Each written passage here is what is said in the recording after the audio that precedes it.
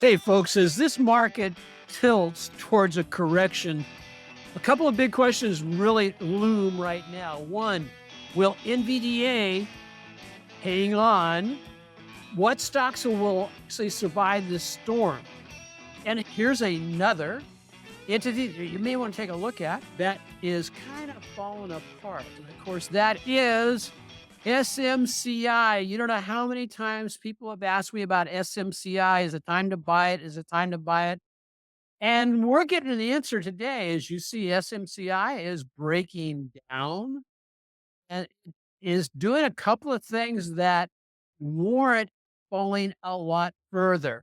One, the increased volume as SMCI breaks down, it is breaking, not just breaking kinda the 50-day moving average, but actually plummeting down in the 50-day moving average.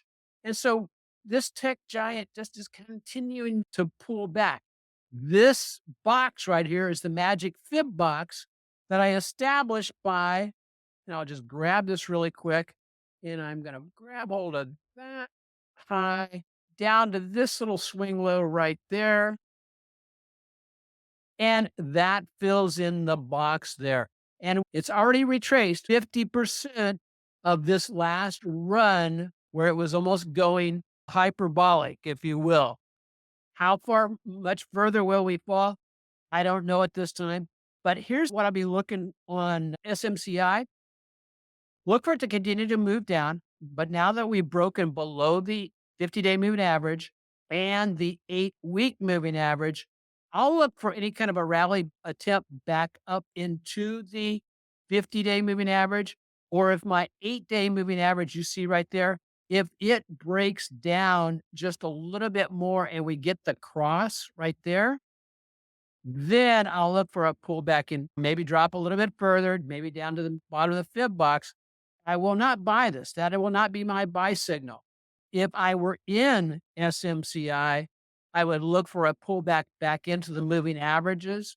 And that's where might be a great idea to get out of a position, because what could happen from there is it could drop down and it just goes splat. So that's what I've got going for SMCI. The other things we're going to be taking a look at today are just as impressive. So let's go ahead and jump over into this poor guy. He doesn't know what's going on, but he has a lot of red on the screen. Let's go ahead and see why he has red on the screen. I want to start with the spiders. You're really going to be, I think, shocked by how far, how fast this market is falling. Let's go ahead and start up here with the spiders.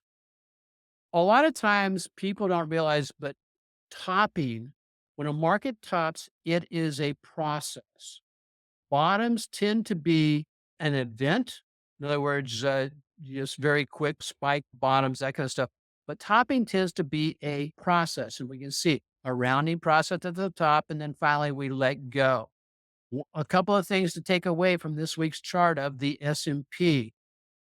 A couple of things to take away are, check it out. The 8-day moving average is crossing below the 50-day moving average. So while that is not a death cross, it's at least a cousin to a death cross. When that happens after a huge sell-off like we've had now, it sets us up where I now have a lower low in place, and those moving averages turn into resistance rather than support. And so I would anticipate a move back up at some point, a move back up into the 8 or the 50-day moving average.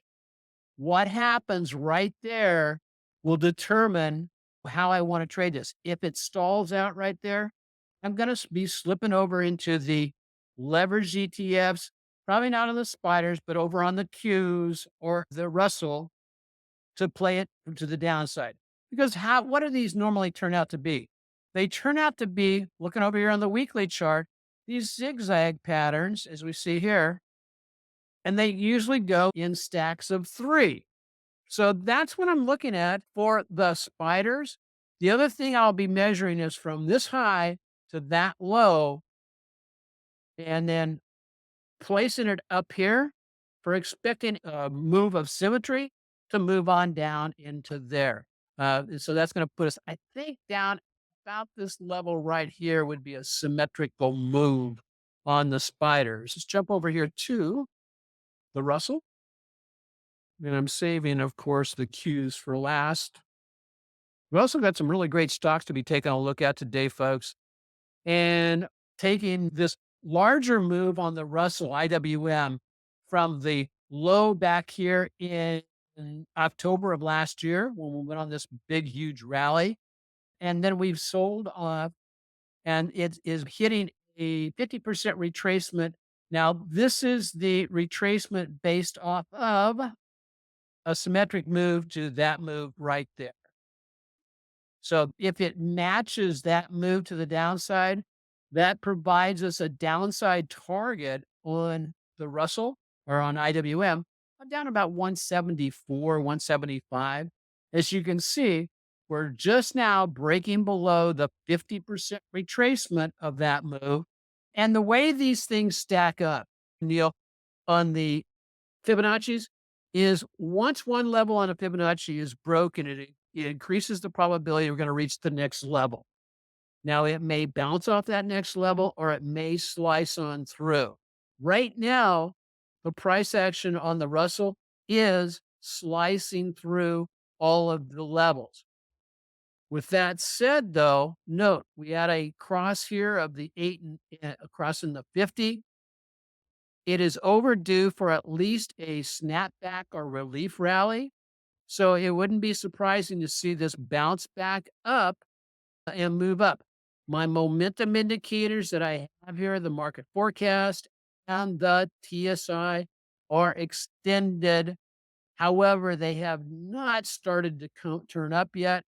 And one of the things that we like to watch is the clusters, the 2-line and the 3-line clusters on the market forecast. When that happens, normally within 1 to 4 trading periods, and these are dailies, 1 to 4 trading days, we get a reversal back to up to the upside, but it could be from a lower level. The Qs are very interesting. The NASDAQ was the most powerful index last year, and so far this year, it's getting the snot beat out of it. I mean, it really is. Notice where it is going. We're breaking through the bottom of the fib box. And it looks like it has a bead towards this uptrend line. And that may be where we get a bounce, but where would we expect the bounce to be? Again, a bounce back up into the moving averages. Note that this week's downside move is the biggest downside move we've had in well over a year. And it's breaking through a lot of the moving averages and the support there. So, Anil, that's what I've got on the indexes. What's your thoughts? What's your triple screen telling you? Triple screen has gone negative on all indices on the daily triple screen. Weekly triple screen is still holding, but about to go bad. We'll see. Okay. And as you can see, I just popped up the market pulse from Investor Business Daily, saying that the current outlook is uptrend under pressure. Note that the exposure level that they suggest is no more than 20 to 40% invested. Right now, my AutoPilot trading system has taken me out of all of my long bullish trades. I'm in a couple of leveraged ETFs. And so I'm sitting at probably right around 17% invested right now. And we'll see where things go from there. This new addition on Investor Business Daily is working really well. I really like it where it says, hey, if you're going to be invested, this is the max exposure they suggest. There's our P&L from last year. As you can note, April, I'm just treading water, down just a little bit, but still up for the year. And a couple of things of note as you look at this. The Russell has slipped back into negative territory for the year. Look at the NASDAQ, only 1.53% up for the year. And it too is almost ready to slip into negative territory from its high from last year. Very pleased with that. But now Oh, I know you guys have been waiting for this. We've got some cool stocks to be taking a look at, folks. As the market trembles, even giants aren't spared. As we'll see here shortly. We're having a major market shuffle. And one thing that's really interesting is the market cap rankings are really starting to fall apart. Old Tesla continues their descent and are actually falling out and becoming less a percentage of indexes like the NASDAQ.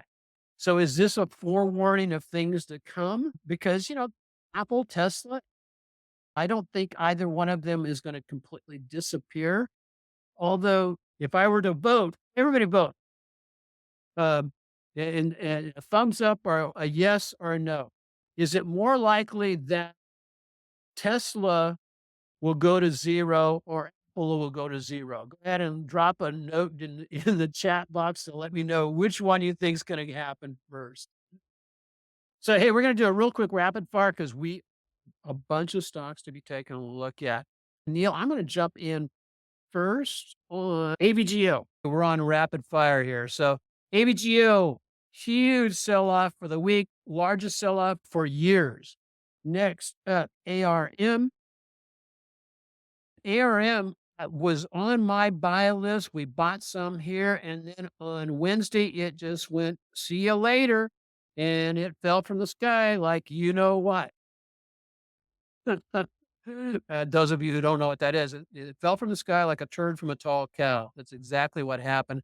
And it still hasn't hit the ground yet.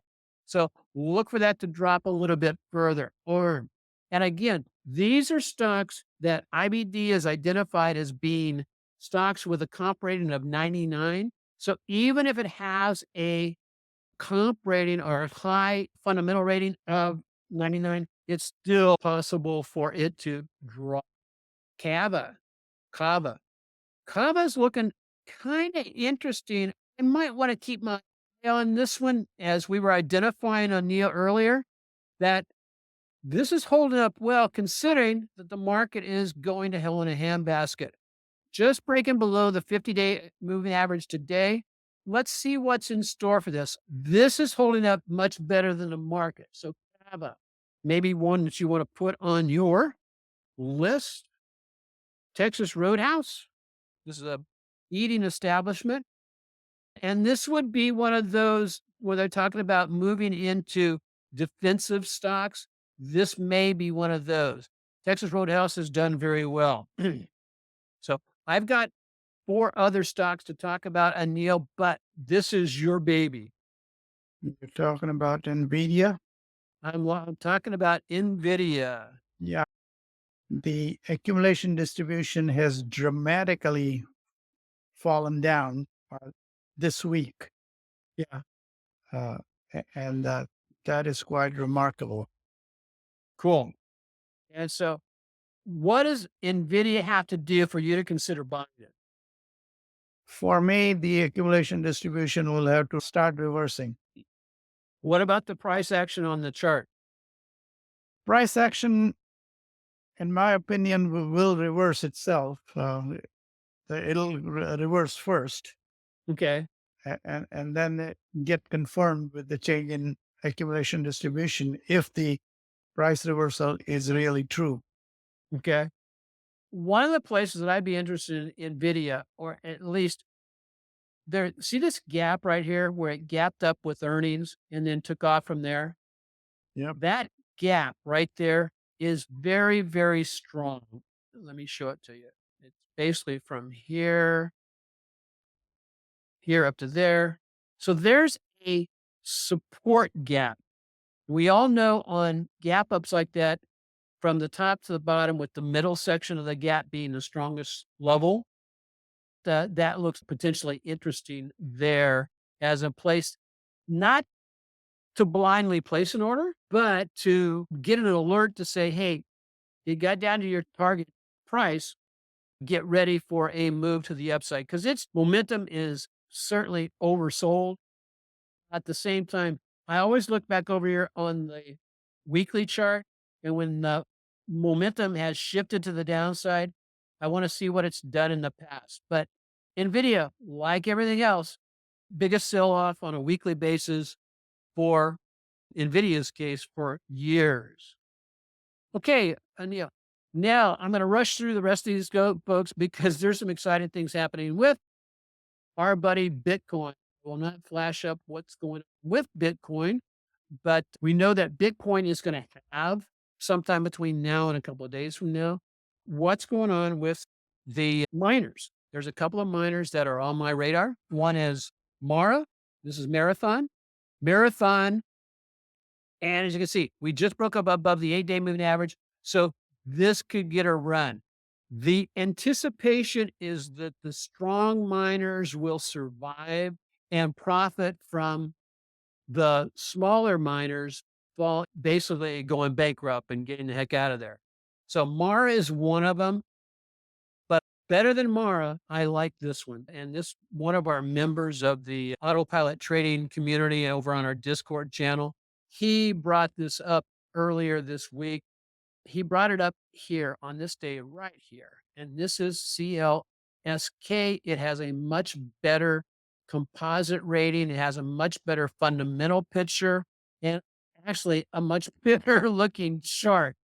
And if we get this close above the 8-week moving average, we have earnings coming up on the 8th, but this could basically take a nice move back up into here, even if it only ran halfway. Now, would I buy it right now? No, I would. But even if we take a fib and stretch it down here and it runs up to halfway, if it pulls back into the 8-day moving average, I would jump on this and that would be about there. To the 50, that's 17%. And if I retrace all the way back up to the top, that's about a 49% move. So CLSK, again, this is a specialty trade for me because I recognize its fundamentals aren't quite as strong as what we normally get onto our watch list. So, Anil, what do you think? No, looks good to me. What's your triple screen telling you on CLSK, I can tell you in a second. Triple screen weekly is intact, has not broken yet. And triple screen daily, it went into a sell mode, but looks like turning around. Okay. So this may be one of those where we could be looking at possibly getting in early. And again, this isn't a recommendation to buy, but it's just a really interesting pattern. And it looks really like a great pattern to be able to trade technically. So guys, as we've seen today, the strongest stocks are being tested. They're getting the heck beat out of them with the current market downturn. So it seems like we have a capitulation to the downside. And I won't say that the market is in free fall, but it is definitely showing some large red candles, which means that we're getting an acceleration to the downside. And the thing about it is when you're taking charge of that, you want to be keeping your on. How do you track all that stuff? And so one of the ways we track things is on our AutoPilot trading journal. It's a fantastic way to track your trades and apply the principles you learn every week. I'll put the link for the journal down in the description. And this is a really great 160 pages with all my rules and also a great way to organize your trade. Want to remind everybody that all the materials we do present are for training purposes. Traders should always pay for trade any new method prior to the risk of their own personal capital. Past performance is not an indication or a promise of future performance.